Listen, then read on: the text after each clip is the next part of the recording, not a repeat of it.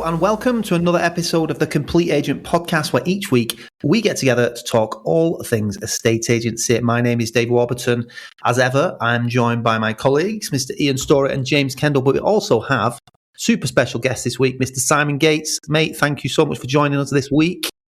Thanks for having me back. I think, is it maybe third time? So I should get like a hat-trick ball like back in the day on software. Is it the third time? Is it maybe? third? We did Yeah, a joint, so. we did a joint episode and I've been on before, so yeah, maybe third time. I think we can organise that. JK, will you sort that? You're nearest to him? Yeah, no worries. Ball's on the way to you. Okay. Oh, and the special effects had just come in. I've just headed it. Yeah. And that was a Diet Coke you headed. Yes, absolutely. Right, let's make a start, lads. How's your week been? Let's go to you, Mr. Ian Storey. Oh, thanks very much. Well, it's been a mixed week in estate agency land in Cheshire. I'll do the positive first, which basically is a good market. I know we're all seeing the same sort of thing, but we've had a really good run on gold dust sales. Some sort of five between 450 and 900. Similarly with listings, really good run on listings. 2 million listed in the last 10 days. Nice. And then about another 3 or 4 gold dust between 500 and a mil. Loads of good vals. Things feel good. One negative, quite a big negative this week though for us, which is that we had a linked transaction, 2 very high end properties, 2 very good sets of fees, 2 very good, nice high-end listings. One buying off us, basically. The other one buying off us. And the one that he was buying, he's just found out that a neighbour, basically, without going into too much detail, isn't the sort of person who he necessarily wants to live that close to. So I was pulled out, which is a great shame. Is that house next door but one for you were selling? Without saying too much. Yeah, he's found out he's living next door but one to Ian Storey. So the house values have plummeted now in the area. So that's been a bit of a bummer, but I think we probably resold it already. I hope. Got an offer on it yesterday anyway. So ups and downs, but overall, really, really good. Our new videographer started this week, Max. So he started on Monday. So we've now got full-time in-house videographer and photographer, which is already brilliant. I cannot tell you how easy it has been already to book appointments in the diary.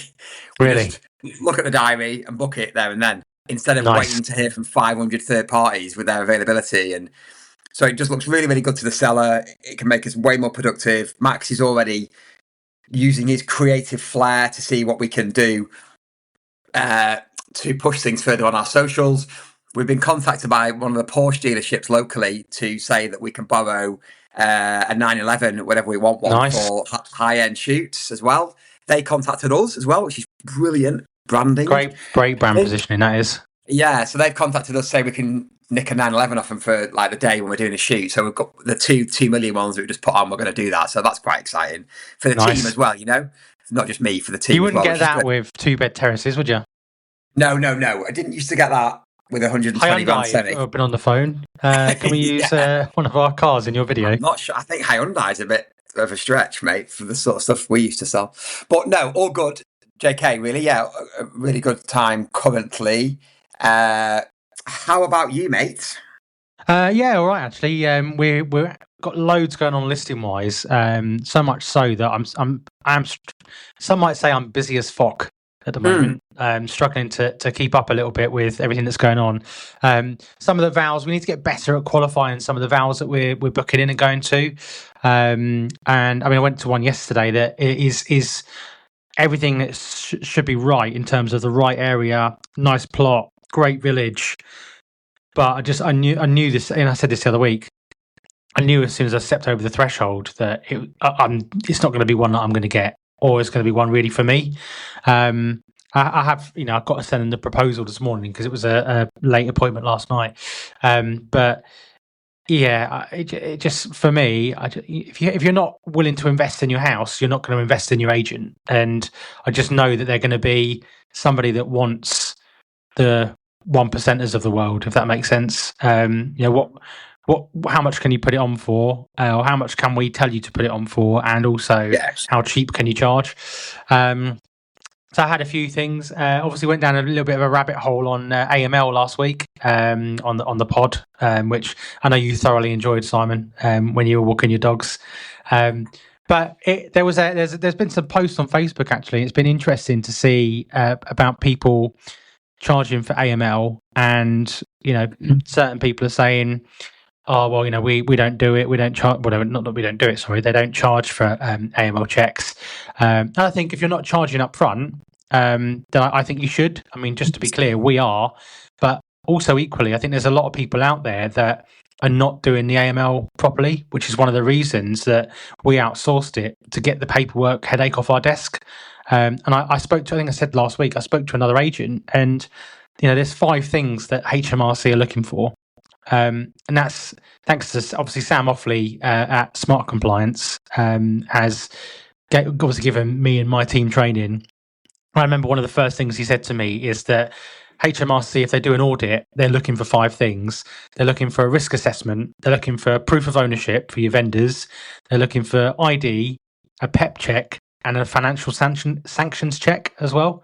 And I guarantee you, the majority of people that are probably posting on that Facebook post that's out there in the universe are probably just doing ID and possibly proof of ownership checks, maybe a PEP check, but people aren't doing risk assessments. And the risk assessments are important, and that's why we outsourced, because it's just there's so much to go through and to be compliant, to keep it stored. It's just, end of the day, let's be honest, it's hard enough selling houses as it is, right? It's a tough job. And, the highs are highs, the lows are lows, but people don't really realise what goes into it. And to then have to worry about putting a 5-page risk assessment together, knowing that you've documented it all in the right place, you've got, correct ID, you've got proof of ownership, you've done that properly, you've done your PEP checks, you've done your financial sanctions checks. Like, it's just, me 3, 4, 5 years ago, I mean, I wouldn't have had a clue, to be honest. I've just, and it's difficult for agents as well. I think, the legislation changes all the time. And I think I said last week, unless you read through the hundreds of pages of AML, it's a nightmare to know as an agent what you've got to do. We're trying to sell houses, we're spinning plates, we're dealing with personalities, we're trying to be compliant, EPCs, and then there's regulatory compliance, like they want what's it called? It slipped out of my mind now, but what's it called? Where you have to say when it's got gas and broadband and all that. It's literally just gone out of my head. Information. Yeah, that's it. What was it again? Material information. That's it, material information. But again, they scrapped that again, didn't they? They put that in, they were going to bring it in, then they scrapped it. So we spent all the time putting all this together and making sure it's compliant. It's tricky being a business owner and being an estate agent. It's tricky enough doing the job we do without all of the extra compliance, which is why we I was going to say, that sounded like an advert there. Why we use Smart Compliance, the number one. Have you seen those ads actually for Claude, the AI thing? They are absolutely brilliant. It's so if you're not familiar, so a lot of people that listen to this would have heard of ChatGPT. There's a couple of different AIs out there, and we're not going to go down that rabbit hole because I'm conscious I'm still talking about my week. Not like it's not like me to go off on a tangent. How out of character is that? But there's different AIs like ChatGPT, Claude, Grok, Gemini, etc. Anyway, Claude have got wind that ChatGPT are going to be bringing ads to their platform. And basically, they've done an amazing ad campaign where there's one where this guy is basically working out on a beach, and it's visualized in the personal trainer standing next to him is supposed to be like the AI. He's like, "Can I get abs?" And the trainer's like, "Of course, that's great. Let's get started. How tall are you? How much do you weigh? How often do you work out, etc." And it's like, great, that's an achievable goal. And he's like, 3 repetitions of like X amount per week or whatever. And he's like, but let's not forget something like pro soles, insoles, designed to give short kings another 3% height. And with 10% off, you can now get X, Y, and Z. And then it just basically goes down the rabbit hole of we're not going to charge and have ads in our AI, whereas others will. But I'll probably explain that really, really badly. But Ian, you had to be there, mate. Yeah, I've did no have idea to what be he's talking there. about. I've no idea what he's talking about. But to be fair, do you most of the time? It's the accent. I go down some random rabbit hole of analogies, and you just see Ian go, what's going on Like here? Homer Simpson, you know, when the The bubbles monkey claps. thinking, yeah. So yeah, Val's good, instructions good, sales good.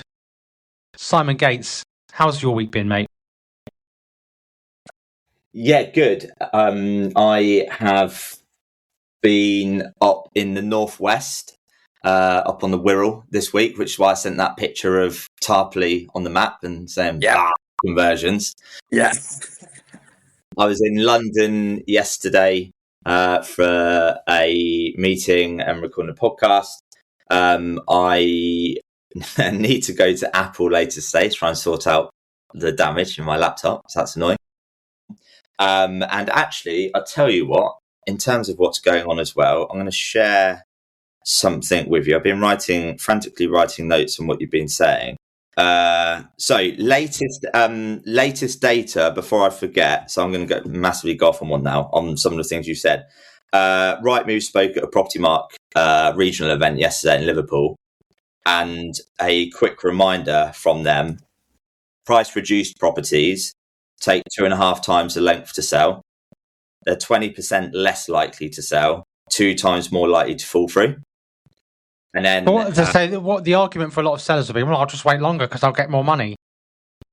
Yeah, and I've also done the research on this that if you sell a property in the first basically 2 weeks of marketing, on average it gets asking price because it needs to go down. We know what it is. On average, if a property's been on the market for over 150 days, it achieves 90% of the asking price. Right, okay. So original asking price or the asking price it's on for? No, the original asking price. Okay. So you wait longer and you get 10% less than you're up for. Yeah. So we talked, don't we, about time kills deals, time also kills price. Yeah. On that. And how many times have we heard over the years, you get an offer of, I don't know, 975 against $1 million in the first couple of weeks. And they go, James, imagine where we'll be in a month's time if that's what we've got in week one. In a month's time, you'll be going, where the fuck is that offer? 975. Yeah. Yeah. So is that said. The other thing which was two other things which was interesting. An estate agent is 3 times more likely to lose a property to another agent if they've had to reduce the marketing price. So you set yourself up for failure by taking on an overpriced listing and then reducing it. But to flip that, if I'm targeting on market stock at the moment, I'm going to lever after reduced properties. They're 3 times more likely. Yeah, 100%. To them. And then the other interesting stat from Rightmove yesterday was 29% of properties are selling with a second agent. Oh, wow. Interesting. 29%. Yeah. So I think the stat as well in January from Zoopla was 35% of new listings in January were actually ones that withdrew from the market in 2025. So withdrawal campaigns worth doing as well. Yeah, so obviously on-market property, withdrawal properties, particularly, and on the on-market, reduced definitely as well because they're 3 times more likely to change. So, on-market, there's just so much stale stock out there. Owners are being told by agents, the market's shit, there's still a hangover from the budget, or it's half terms coming up, it's rained every day this month, it's Thursday. Like, fuck off. Like, price it right, it will sell. And it's exactly the conversations I've been having with people. Like we've reduced a fair few recently, where we've gone with the optimistic valuation of the other agent, where the seller wants to use us but wants the other valuation, and we've said, look, it's not realistic, and they've said, well, can we try it? And when you've got you're looking down the barrel of a £2 million listing, and they've said, we'll go for it, but then we'll go with your price in a few weeks. You have to go with it sometimes. It's a commercial decision because it's much easier to get it that way than it is to not have it and wait for it to reduce with the other agent, and then you've lost, potentially 30, 40 grand's worth of business. But I had a conversation with a client the other day where we're going to change the price, and it's if it's priced well and marketed well, it will sell. Like Story said it a few weeks back, and it's basic, isn't it? like anything, if the price is perceived to be right by the market and the marketing is on point, all other things considered, as long as it's in the right place, it will sell. I'm conscious that we didn't ask you, Dave, how your week's been. Has your week been full of Diet Coke and valuations? It did. Sorry, I had to just nip off then and see a client for 5 or 10 minutes. So can you just repeat everything you've said? Well, basically, we said you're busy as fuck. Like, we said that for you. No, yeah, good week, lads. More of the same. Some really good valuations this week. Just the one take on that we've done this week, but I've got loads of instructions ready to pop to go live. We put one on this week, but there's quite a few to go on in this next week too. So yeah, we're in good shape. 10 offers we're negging at the minute as well. So it's very busy out there, very busy. And, obviously you've been talking about the price sensitivity of the market, I think, there as well. And it is challenging. There's no question. Like you, JK, done some solid reductions.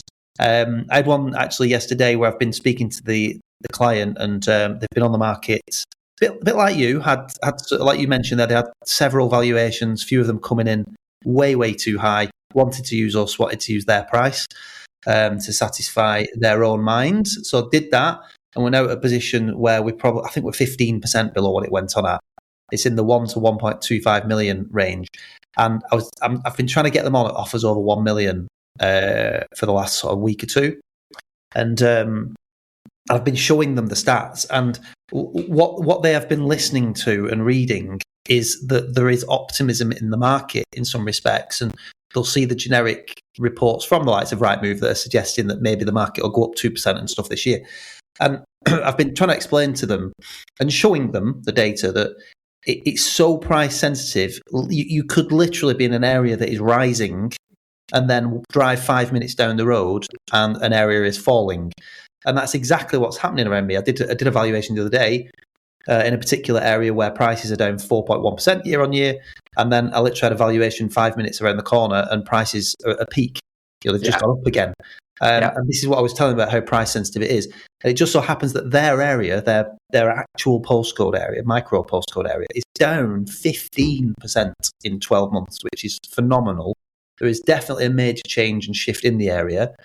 And it was quite timely, but they'd sort of said, listen, we're going to bring it down a little bit. We're going to come down to 1.1. And it wasn't enough. It just wasn't enough. So I was very firm with them and said, look, it's just not going to change your fortunes. We're not going into a different bracket of buyers. And I really think you need to seriously consider this. You're telling me you want to move ASAP, and you're drip feeding this reduction that's just not going to have any impact whatsoever. We need to be really bold. And I had a timely report come through from the Manchester Evening News, and it named 8 of the worst affected areas in Greater Manchester, and one of theirs was listed. So I screenshotted the entire advert, sent it across to them, and just said, if this is not a sign that you need to drop your price to 1 million, I don't know what is. And they came back to me and said, doesn't make good reading. It's not what we want, but let's do it. So they're down at 1 million. So just on that, I just think there's a bit of a lesson that sharing local media sources and stuff like that can be very, very useful. I think, as part of your seller reviews, it doesn't always have to be doom and gloom. It doesn't always have to be, well, the market's not great. But there's people out there, and because they're scared to have those conversations, I think you've just got to report the facts and stats and let your client know what's happening so that they can make the informed decisions. It's up to them what they do. And if that client had turned around to me and said, "Oh, we just can't accept that kind of money," and I'd have probably said to him, "It's probably time for you to take a break then, because your house is never going to sell. It's a waste of all our time." And the other thing I've been trying to explain to people, and I've tried to do it in different ways, but like when we're trying to get the price point right, there's a few different ways I've been explaining it, and I've sort of said, let's just say for this house, it probably is worth around 1 million, and they know it's probably worth 1 million, maybe want a little bit more. So I'll say to them, what would happen if I put this house on tomorrow at £500,000? And they said, well, we'd have loads of people wanting to view it. I said, right. What if I put it on at £1.5 million? Well, no one would view it, Dave. I said, right. We need to get somewhere where people are coming through the door. And if you take away the price for the moment, just for one moment, what we need is people through the door. Would you agree? Yes. Right. well, how do people search for houses? In particular, a lot of our clients, I think you've said it before, Ian, you're generally dealing with older people, not old, but generally older people who've experience of pre-internet and pre-Rightmove in particular. And I always say to them, 25 years ago, you used to get dressed up on a weekend and you'd troll around every estate agent's office and speak to somebody there. You'd sit down with a neg and they'd go through their hot box and show you all their different properties that were coming on the market. And it didn't really matter what the list price said. If it said, 999,999, it was a psychological edge that would allow you to see the property and it might sound a bit better. The other thing you might do is wait for the newspaper to come out every Wednesday or Thursday. It's all changed. I said, it's how people search for properties now. They are using Rightmove. There's a much wider way of casting a net and getting buyers. Social media is incredible. Having being collaborative with other agents is really useful. Having VIP buyer lists, encouraging people to register, working with buyers proactively. There's all sorts of things that you can do. But if we look at the basics, if you are about to look for a house, where do you go? And they'll say, well, I'll go to Rightmove. So right, we need to play to Rightmove's strengths. And if your house is on the market a penny more than £1 million, no one sees it who's looking up to $1 million. Would you sell it for $1 million cash tomorrow? Yeah, probably. Right. Let's go and get that. Let's go and get that audience. And I also say to people, you've got a fundamental misunderstanding of how this works. Once we've got people through the door, that's up to me to manage the situation. You are going to get offered less. Manage the expectations. You will get people who offer you less. They'll offer you 900, 950, whatever it is. We tell them to go, and then we move on to the next one to try and find the right person that's going to buy the house. And it's up to me as your agent to manage that situation. Now, if we get to a point where you're getting offered 920s, 930s, 940s every time, then that tells its own story. It's no longer worth the $1,050,000 that we thought it was. But that'll be a market dictation, not the marketing, because it's incredible. So you need to start thinking seriously about how we are going to get people through the door. It's nothing to do with the house itself. It's the market conditions, and we need to get people in so that I can negotiate your biggest tax-free asset. What do you say, Mr. Homeowner? Oh my God, sign me up. You are good. Yeah, so that's it, and that's Brilliant. The biggest challenge, isn't it? Brilliant. And I'm having that with lots and lots of people. I've got one coming on this week. It's coming on at 700, and everybody else has valued it at 750. I know that there is the new filter on the mobile app for 750, but there isn't on the iPad and on the desktop version of it. So offers are again. There's no filter for the show properties are overpriced. Is there? That's exactly. The thing. Another great line. But with them, I said, what are you expecting to achieve from that? And they said, well, if we get something around 720, 725, I said, I've got more chance of getting you 720, 725 from 700. And my old analogy of give me the keys, go away for 6 months, let me do all the viewings, all the marketing. If you didn't know what I'd done, this is what I would have done. Offers over 7. And they're coming on offers over 7 and it will sell. So it's just about how you pitch it and how you phrase it. But it really hit home with me this week when I started thinking about, Rightmove in particular, how people are searching for property. And it's not about the house. And if there was a filter for the price that they want, it might be a bit better. But it's about taking all that away and bringing it back down to your ability in that room to negotiate the best possible price. But I need to get them there first. Let me get them there. That's the key. And that's what I've been saying passionately, as you can tell. So, yeah. There you go, lads. Brilliant. JK had a passionate rant about fees yesterday, didn't we, JK? Oh, mate, don't. Yes. Yeah, I mean, do you know what? Sometimes I wish I could just pick up Dave and say, Dave, do me a favour, ring this person for me. Because he just, I'm sat there in the car saying to Dave, I'm going, just fucking, like, I'm just screaming all sorts of things. And he's going, right, now, what you need to do, JK, is you need to say this. And he says it in such a way, and I'm like, that's brilliant. Can you ring him up for me and just tell him that? Yeah, hi, it's James here. But yeah, it's frustrating sometimes when you're trying to get. The thing is, when you're trying to get 1%, it's easy. When you're out there going for 2%, it is more challenging. So you get some clients that I can tell. I think I've said this 3 weeks in a row now. But you walk through the front door and everything is quality. you know that they're just going to sign up and crack on and be grateful for what you do. But those in the middle of the road where and maybe they haven't been getting your market updates or they haven't had any experience of dealing with you in any way, sometimes there can be a bit more of a fight on your hands when agents around. I mean, like, for example, where I'm based in my particular village, there's one other agent. I mean, the golfing quality is massive, but equally, so is the gap in fee. They're quoting 0.5%, we're quoting 2%. So, but equally, we're not always selling the same houses. So they have just listed one over 1 million, but that's got to be the first one in God knows how long. But the golf in the quality of the marketing is, I mean, you could just see it. Like, and nothing against the guy. He's trying to run his own business and do his own thing. But when you're asking for 4 times the fee of the other agent, it a lot depends on the living room that you're in. And I can tell sometimes again, we talked about disc profiling before, but also I don't know if there's like a profile you can do for people's tastes. If you see what cars are on the drive and where they go on holiday and those kind of things, they're kind of financial profiling, I guess you would call it. You get a good sense of, are they the kind of people that do 2 weeks at Butlins, or do they go all expenses paid business class to Dubai?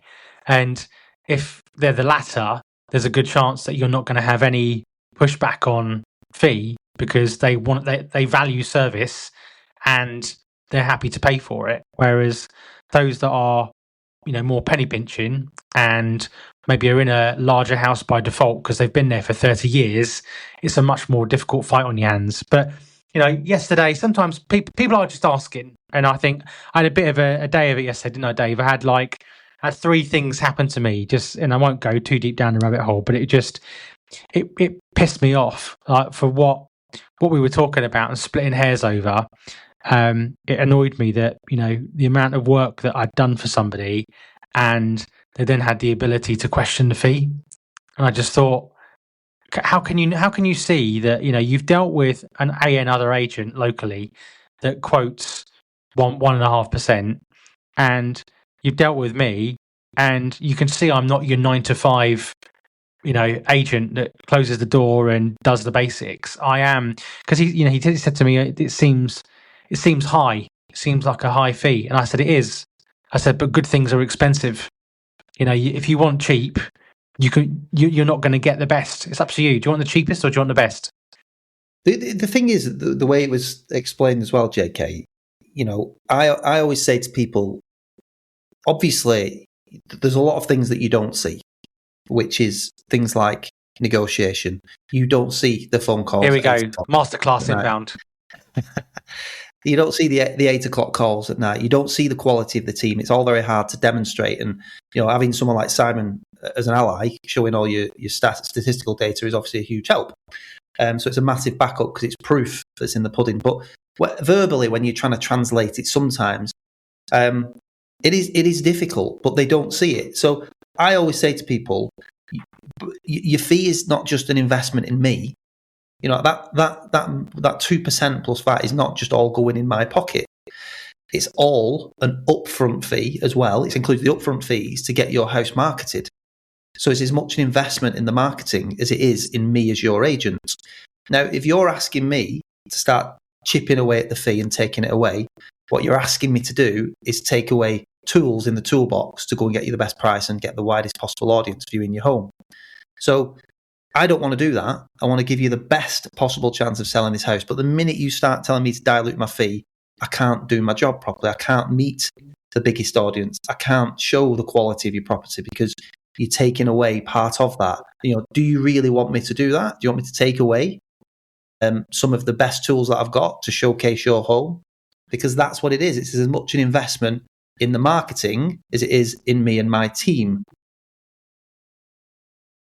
Where's my point going? I had another point to make then, and it's gone because I'm old. I'm losing it. But it's as much an investment in the marketing as it is in me and my team. Service. Now, and the other part of it is the risk is not yours, Mr. Homeowner. The risk is all mine. So if you're not happy with what I'm doing in the next 3 months, guess what? You can get rid of me. You can sack me. and it's going to cost you absolutely nothing. The risk is with me. I'm going to literally spend thousands of pounds on your marketing, both through the actual tangible stuff that you see, the quality of the marketing, but also hours and hours and hours in the background that you don't see trying to generate you a buyer, all at no expense to you, apart from what you'll pay us up front, which never touches the sides, does not touch the sides. It's a commitment to the marketing that you're going to give me, and a commitment with each other that we're both going to work hard to try and sell this house together and beat the market. So don't dilute my best assets. You're putting the handcuffs on. That's what I always say to people. But like I've said, if it doesn't work out, you don't like me, you don't believe in the marketing, after a few months' time, there's no risk to you. You just get rid of me. Whereas I'll be thousands of pounds deep. So the risk is all on me. And there's always, in our industry, risk reward. And with all due respect, we're selling a 1.25, 1.5 million pound house here. We're not selling Mars bars. Of course, the rewards are bigger, but so is the risk. The risk is bigger. So that's why we charge what we do. The end result for you will be phenomenal and retrospective of the value of the house and the work that I put in. It's fair. Just on your risk reward thing there, Dave. So let's say, Dave, you're the homeowner, I'm the agent. Mr. Walton, you've got two things here to consider: risk versus reward, and the fees are paid at the end. Now, the other agent, you've got a much lower chance of selling. But the reward is, if they do sell it, you pay a lesser fee. With me, sure, there's going to be a higher fee to be paid, but there's a much lower risk that you're not going to sell. So you need to kind of do the balancing act here of risk versus reward. And I think an analogy is, let's say you're on a plane. I've spent too much time with James Kendall. I'm doing an analogy here.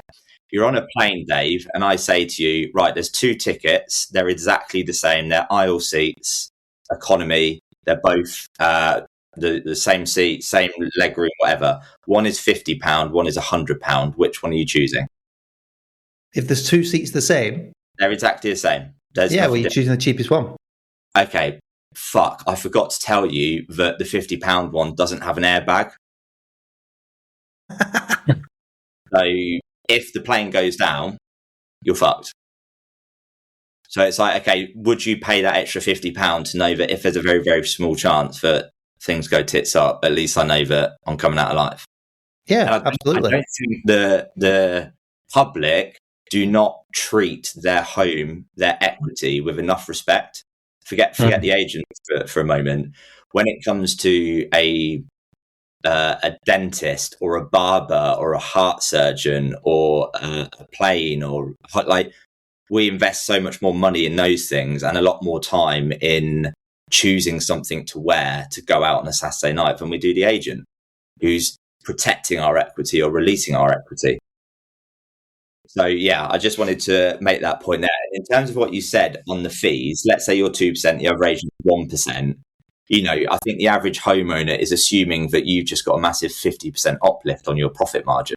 I don't know exactly what your guys' profit margins are, but the other agent's charging 1% rather than 2%, let's say. Okay, Dave, you're the homeowner here.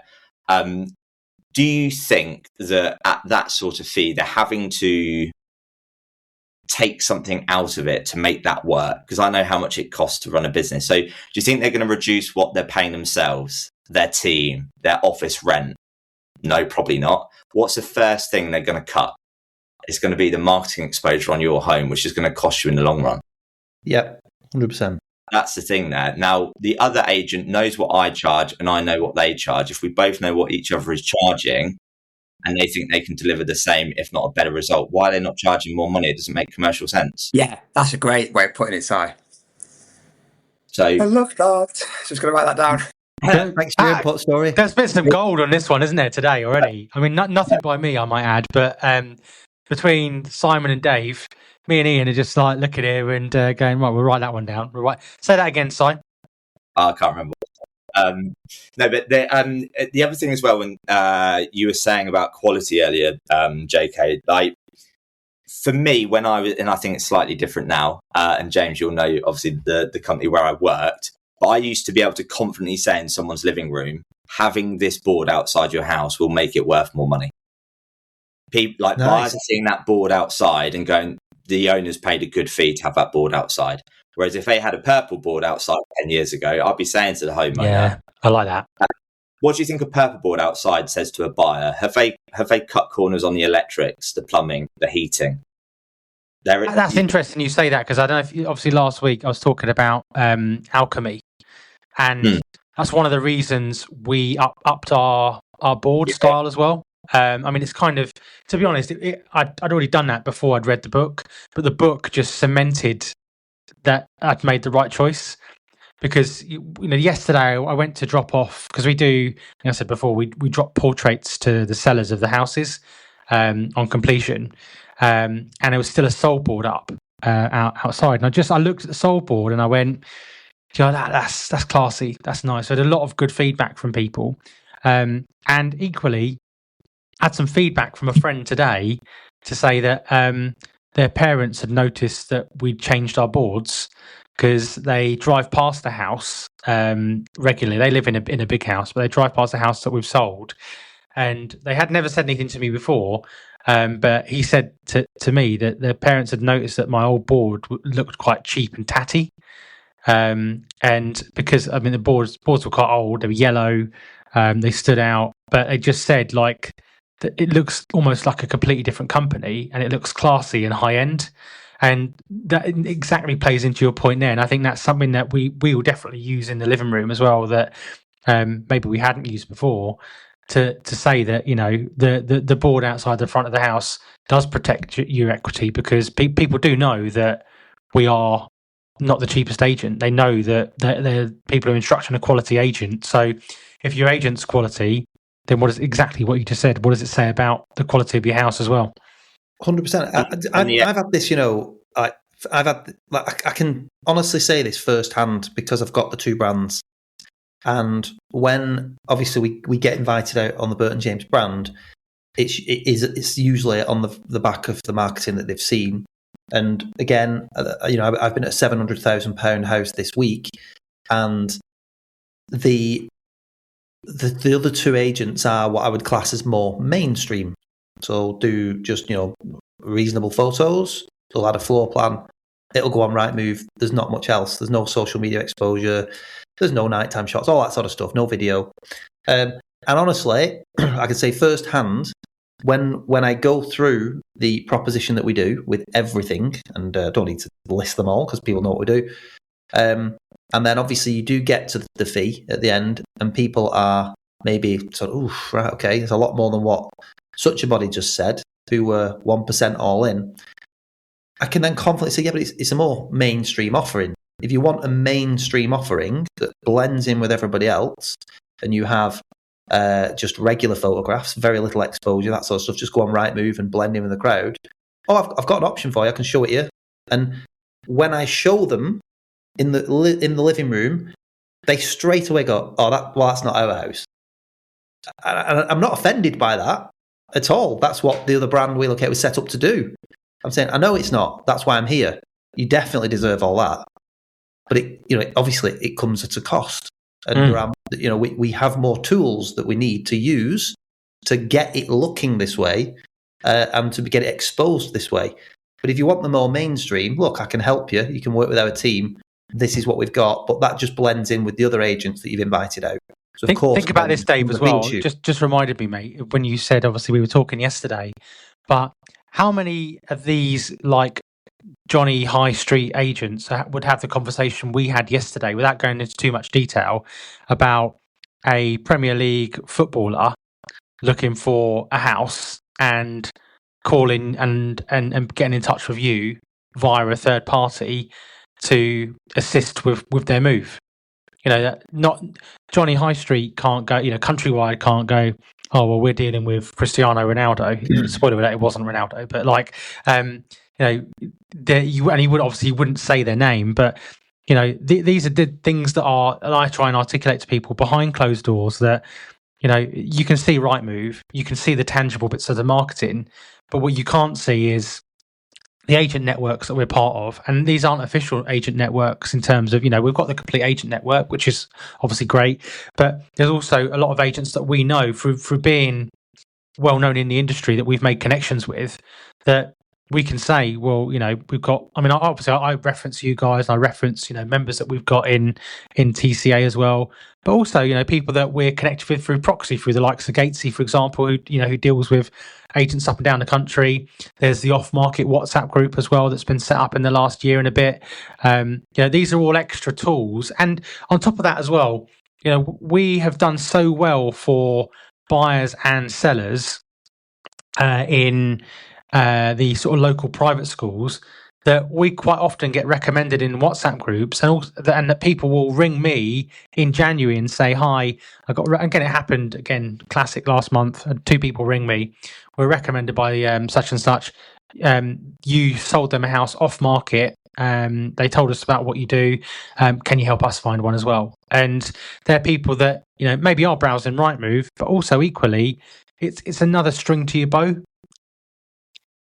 100%. Yeah, mate, I've had so much success out of the private school network locally. There's probably sort of 3 or 4 within 25 minutes, really good ones. And those Facebook Lives that I did over COVID got me such a good following of like well-to-do women, really like middle-aged.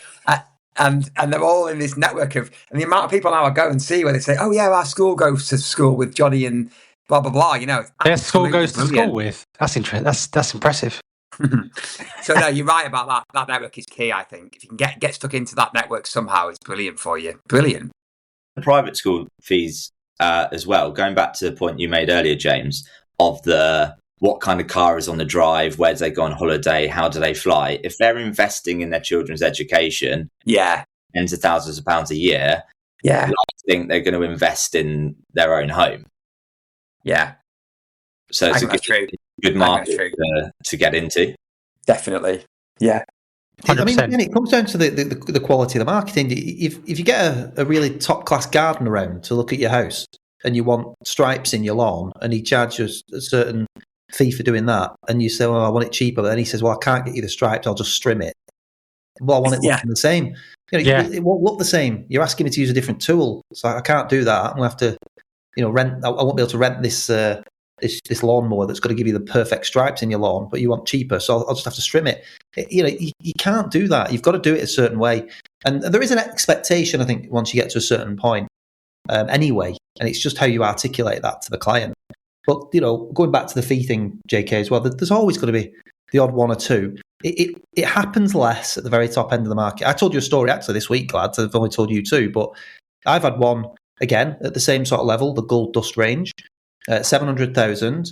And when I told them my fee, he went, "Oh," and I said, "Right," and he said, "I'm surprised at that." And I said, "Oh, right." Just at the end of it, I said, "Just out of interest, what did you think I was going to say?" Yeah. Said, I thought you'd be at least 2.5. I went, "Oh, right." And he's an accountant. And obviously I joked. I said, "Did I say 2? It's 3. You joker. Yeah, I know. Ho, ho, ho, ho. No, seriously, mate, it's 3. Yeah. You've got me on it. Good bands. So no, yeah. So he was, it just shows there's different. It's like anything. Perception of value of a property differs from one buyer to the next, doesn't it? If I'm buying a house that needs a lot of work, well, I'm not going to lift a finger to do the work. I'm going to have to employ contractors to do it all. If a builder comes in straight after me and he can do half the work himself, he's probably going to be willing to pay more than I am. So it's perception of value, and it's the same with your brand. There will be a perception of value, and that's why we bang on about how you look. It's so important that you that subtle change, JK. Your branding was lovely, but now it's really exceptional. And as I've said to you, I see it a lot because I do have a mid-range brand that perhaps doesn't look as high-end as my other brand. It's set up that way for a reason, but it's really been interesting for me over the last couple of years, seeing that in the flesh, how people respond to it. And yeah, I think that looking a certain way, acting a certain way, articulating things a certain way, it's just so important. But people are always going to ask about your fee. They will. Just to recap then, to go over everything we've gone over. So we've gone over some great data from Simon from the Rightmove seminar. Oh, not the Rightmove seminar, but the seminar that Rightmove spoke at. So, Casey, can you just recap on that? So, if anyone's listening to this and didn't write it down right at the start, what were those killer stats? They could just rewind the podcast. Yeah, but why do that? So basically, a reminder about price reduction. So price reduced properties, if they do sell, take 2.5 times longer. And we already know, again, that the longer it takes to sell, price goes down. Price is likely to fall through, and they are actually 20% less likely to sell. So when a seller goes, I'm not in any rush, I'm quite happy to wait. It's like, okay, but by waiting, you're then going to reduce it. It's going to take longer. If it does actually sell, it's probably going to fall through. And then reduce properties are 3 times more likely to have to change estate agents. So do you want to go through this process again? I think actually that's a key point there is that, okay, I've quoted 2%, the other agent quoted 1%. You're going to be in a relationship with one of us for 6 to 12 months. You really want to be in a relationship with that person for 6 to 12 months. Yeah.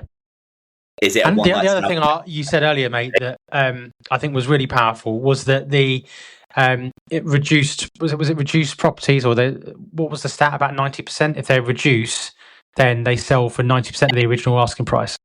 Yeah, it's not necessarily about reducing, but there's probably a higher chance they have reduced for length of time on market. But Dave, I don't know if you were present at this point, but basically the premium time to get asking price on a property is in like the first 2 weeks of marketing.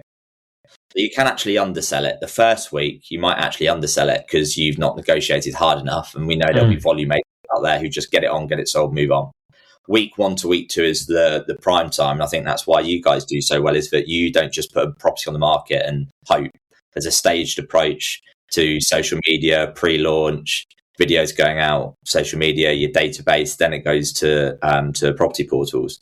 But yeah, for properties to be on the market for 150 days plus, it ends up achieving on average about 90% of the original asking price. There you go. And then you're also at the mercy of any economical events as well. So, if for example, the Brexit vote part 2 came in, and the market decided to get nervous, then you've got that on your mind. I mean, obviously, it worked out for the better in the end. Not Brexit, Simon Well, if you listen to this, but so Brexit didn't work out as well as it did. But the sentiment around, again, even around like the mini budget, and when the interest rates increase, there's all sorts of world events that could happen, and you're waiting for the market to give you your price. You're at the mercy then of the market, and you could end up with even less. So yeah, on that there, with length of time on market, to open this up to all three of you, do you think a buyer expects to pay more or less for a property the longer it's on a market? Yeah. Oh, it's definitely more, because they know that the seller's waiting, so they'll pay more for it. And the seller needs £1 million, even though it's worth 9. They need £1 million. So I think, given the fact they've been on the market for 2 years, definitely more. And I think on the perception of value as well, just going back to that, it was something going to go off a little bit of a tangent here, but Ian said before we hit record about the amount of signed shirts in my room. And to give you a couple of examples, I went to a charity golf event 18 months ago, and it was just before Ollie Watkins scored that belter of a goal in the semis in the Euros against Holland. That's football, Ian, for those that don't know. Ollie Watkins. So in that room, this shirt comes up, a signed Ollie Watkins Aston Villa shirt. And it's like, right, can we get £100 for this? No one bats an eyelid. And it went for less than, I'm going to say, £50. Now, that shirt in the Aston Villa shop is going to probably cost not far off £100, right? James, Dave, you probably buying your boys football kits. They cost a lot of money these days. But if that had been at Villa Park in front of a load of Aston Villa fans, I'm sure it would have gone for a lot of money, right? So it wasn't big advertised in front of the right audience. Now, this signed Virgil van Dijk shirt behind me, what was very, very clever about how I paid an extortionate amount of money for that shirt was that they got me pissed all day at a charity event. So my glass was never empty. So you just think from a property point of view, how can we get buyers pissed to overpay? Okay. What they did was no one had an empty glass. So it was well lubricated. And then take that how you will. And then they told everyone to stand up. They said, right, everyone stand up. Stay standing if you'd pay £100 for this signed Virgil van Dijk shirt. Stay standing if you pay 200, 300, 400, you get where I'm going. And it got to a point where there's 4 or 5 of us sort of stumbling, swaying from side to side. And they were like, look, we've got 3 of these already signed in the room. We can phone Virgil now and ask if he'll sign another 2 for us and contribute to charity. All 5 of you happy to pay that amount? Boom, done. Now, you imagine if they'd started by going, right, would anyone pay this for it? And everyone goes, fuck off, way too much money. Set the bar low, price to entice. What's the saying? Price it low, watch it go. Price it high, watch it die. Mm-hmm. Like that one. Yeah, I love it. And the other thing, just a couple of other things on like value from a golf perspective. Ian, you'll get this one. You know, like you go and drive and play a public golf course. You pull off a road and you go straight into the car park. And it's a load of just average cars. You pay 30, 40 quid, you get on the course, away you go. And there's a massive queue of people ahead of you, particularly this time of year. Or you go somewhere, you pay 100, 200 quid. You've got this long sweeping drive. You go through some gates. There's someone on the reception going, morning, sir. You go through, you go into the car park. There's Bentleys, there's Porsches, there's Range Rovers. And you're like, yeah, I can see why I'm paying money to be at this golf course. And I think from a buyer's perspective on this, and I will shut up in a second, I promise. You know, when estate agents like, sorry, the owner won't take a viewing because you're not proceedable. I've heard you talk about this, Ian, and chain building. I would say a buyer who's not yet on the market, who goes and views a property and falls in love with it, will move heaven and earth and probably pay over the odds for that property. You then have the proceedable buyer who goes, oh, I've sold to someone in rented. I'm going to offer 10% below asking price. Fuck off, mate. Do you get the person who moves heaven and earth? They're going to, hopefully, if they listen to your advice, put it on the market, price competitively, and they're going to pay strong money. This house I bought, I paid over the odds because I wasn't on the market. I went, fuck, I need to pay a stupid price, so don't put it on the market. Yeah. So I think that sellers are not considering. And then just the last point, and I don't know if we've discussed this before, and obviously the Dave line of we're no longer selling your home, we're selling your buyer's next home, or whatever they're saying is, it's subjective, not objective. All that jazz. You've got to sell someone's home twice. The first part is the easy part. If I can find an emotional buyer to pay through the roof because it's close to school, it's close to grandparents for babysitting, that's amazing. The second hard sell is the logical sell, and that's selling it to a surveyor. Because whether there's a mortgage or not, most of the time it's going to be a mortgage valuation or it's going to be a home buyer's survey, a building survey. A surveyor does not give a fuck if granny and granddad live around the corner or that your kids have pointed out which bedrooms are going to be theirs. They do not care. A surveyor is going, where are the comps that have completed within an 1/8 of a mile in the last 6 months? So it's all well and good another agent saying they can get you that price, but if there's no evidence to confirm that, a surveyor's just going to come in and laugh at it. 100%. We've had that recently. I think, like I said last week on the pod, we lost one where, you know, the house 3 doors up is exactly the same and in pristine condition at like 960. This house hasn't been touched for 30 years. And I mean, I said 900 tops, and I still said that was high. And it's gone on with another agent at 1.2. I mean, really? Bonkers. Well, again, see you in a few months.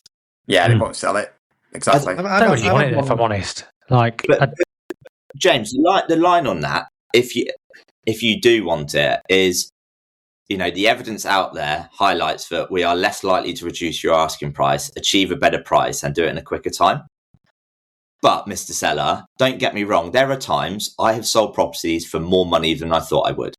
There are times when I've sold properties for less money than I thought I would. You know, we've got all the information in front of us to give us a potential price, but no one can say 100%. We don't know what's going to happen next week with Donald Trump having his finger so close to the big red button, to your point earlier. And yeah, if they're in cloud cuckoo land, as you say, get it second time round. The last stat from that Rightmove survey was 29% of properties are selling with a second agent. Let the other agent go and do a shit show. I think they're just, again, that agent in particular is just trying to get boards up. Again, you know, you'll know who they are because you know them quite well. But they're just getting boards up and tying people in for like 6 months, basically. But again, the irony is that they've just done a marketing campaign on how long your house is for sale for. So let's see how that works well. Also, equally, houses have been for sale on their Rightmove page for over 2 years. But anyway, we won't go down that rabbit hole. I think just last one on that. I think you could do worse by some of the stats that you've come up with there, Gatesy, which are absolute gold. and really will help you in the living room, you could make those part of your pack when you go out. They should be part of your pack. Sometimes when you reel off these stats and it's in your head, it sounds impressive, and I think that the person you are speaking to will respect that you know what you're doing. I've always said that even people who are not analytical and statistical, and in these high value homes, or any home for that matter, if they're not analytical and statistical, they want to know that you are and know what you're doing. So to be able to articulate it really well is very, very, very important. However, a lot of people are visual, and actually when someone sees that written down in a nice professional format and maybe has the asterisk that shows where the sources come from, and particularly if it's going to be Rightmove, which is universally known by everybody, it'll carry a bit more weight. So when you have got that fee objection, or sorry, not the fee objection, the list price objection in particular, or somebody's coming up saying, "Oh, well, such a body said X amount," to have that visual will be really powerful. So I think you can do worse than getting that written down. Well, I think that's a good place to call it. It's been an hour of gold between Dave and Gatesy. Me and Ian have enjoyed adding our bits in, haven't we, Ian? I've enjoyed taking loads of notes about how to be as good as Dave on a valve. Yeah, he's good. He is good. When you listen to him sometimes, I'm like, could you just do us a favour? Could you just ring that seller for me? yeah. Then I feel like sometimes I ring the seller and that's James. That was amazing. I appreciate that. But why did you have to do it in that accent? But anyway, as we all know. Anyway, lads, it's been great. Casey, thanks for joining us, mate.